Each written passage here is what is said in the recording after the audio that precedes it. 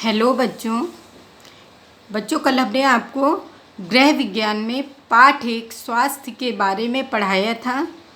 आज हम आपको उसका अभ्यास कार्य करवाएंगे। इसमें पहला अभ्यास कार्य है रिक्त स्थान भरिए। बच्चों हमने जो लाइन लिखी है उसके नीचे जो हमने काले पेन से अंडरलाइन करा है वही उसकी खाली जगह है, उसको आप ध्यान से पढ़िएगा और हम बता रहे हैं उसको ध्यान से आप लोग सुनिए। डिप्थीरिया, काली खांसी और टिटनेस से बचाव के लिए डीपीटी का टीका लगवाया जाता है। गर्भवती महिला की रक्षा के लिए टीटी का टीका लगाया जाता है। टीकाकरण से शरीर में रोग प्रतिरोधक क्षमता बढ़ती है। स्वस्थ व्यक्ति के शरीर में रोगाणुओं से मुकाबला करने की शक्ति होती है। क्वाशियोरकर रोग का मुख्य कारण प्रोटीन की कमी है। 5 वर्ष तक के सभी बच्चों को पोलियो की दवा पिलाई जाती है। कैल्शियम, फास्फोरस तथा विटामिन डी की कमी हो जाने पर बच्चों को सूखा रोग हो जाता है। सूर्य से विटामिन डी प्राप्त होता है। लौह तत्व एक महत्वपूर्ण खनिज लवण है। गरीब परिवार को चिन्हित कर बीपीएल कार्ड बनाए जाते हैं। बच्चों अब हम आपको अति लघु उत्तरीय प्रश्न समझा रहे हैं, उसको ध्यान से सुनिएगा। खसरे का टीका किस आयु में लगाया जाता है? खसरे का टीका 9 माह की आयु में लगाया जाता है। हड्डियों व दांतों के निर्माण में कौन से खनिज लवण सहायक होते हैं?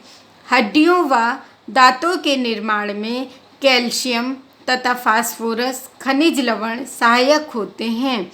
विश्व पोलियो दिवस कब मनाया जाता है? विश्व पोलियो दिवस 24 अक्टूबर को मनाया जाता है। रक्त में हीमोग्लोबिन की कमी को दूर करने के लिए किस प्रकार के भोज्य पदार्थों को लेना चाहिए? रक्त में हीमोग्लोबिन की कमी को दूर करने के लिए लौह तत्वों से युक्त भोज्य पदार्थों को लेना चाहिए। लौह तत्व किन किन भोज्य पदार्थों में पाया जाता है? लौह तत्व पालक, सेब, चुकंदर, अनाज, खजूर तथा गुड़ आदि भोज्य पदार्थों में पाया जाता है। बच्चों अब हम आपको लघु उत्तरीय प्रश्न बता रहे हैं, उसको आप ध्यान से सुनिएगा और जितना भी कार्य आप लोगों को बता रहे हैं वो सब आप लोग अपनी कॉपी पे उतार लीजिएगा और उसका रिवीजन भी करते रहिएगा।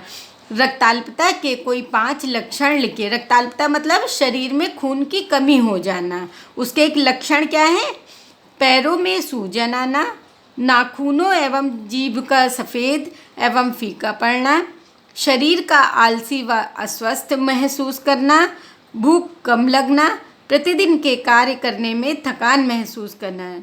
नेक्स्ट है क्वाशियोरकर रोग के कोई 5 लक्षण लिखिए। बच्चों कल हमने आप लोगों को बताया था कि क्वाशियोरकर रोग बच्चों में प्रोटीन की कमी के कारण होता है। उसके लक्षण है बच्चों के शरीर की वृद्धि रुक जाना, भूख कम लगना, शरीर पर सूजन आ जाना, आँखें कमज़ोर हो जाना, त्वचा रूखी हो जाती है और उस पर काले चकत्ते पड़ जाते हैं। नेक्स्ट है प्रतिरक्षण क्या है? शरीर की प्रतिरोधक क्षमता बढ़ाने के लिए बहुत थोड़ी सी मात्रा में किसी रोग के रोगाणु को सुई, इंजेक्शन द्वारा अथवा ड्रॉप के रूप में शरीर में पहुंचाना प्रतिरक्षण या टीकाकरण कहलाता है। नेक्स्ट है प्रतिरक्षण या टीकाकरण में क्या क्या सावधानी बरतनी चाहिए? प्रतिरक्षण या टीकाकरण में निम्नलिखित सावधानियां बरतनी चाहिए। यदि नियत समय पर टीकाकरण नहीं हो पाया है तो डॉक्टर की सलाह लेनी चाहिए।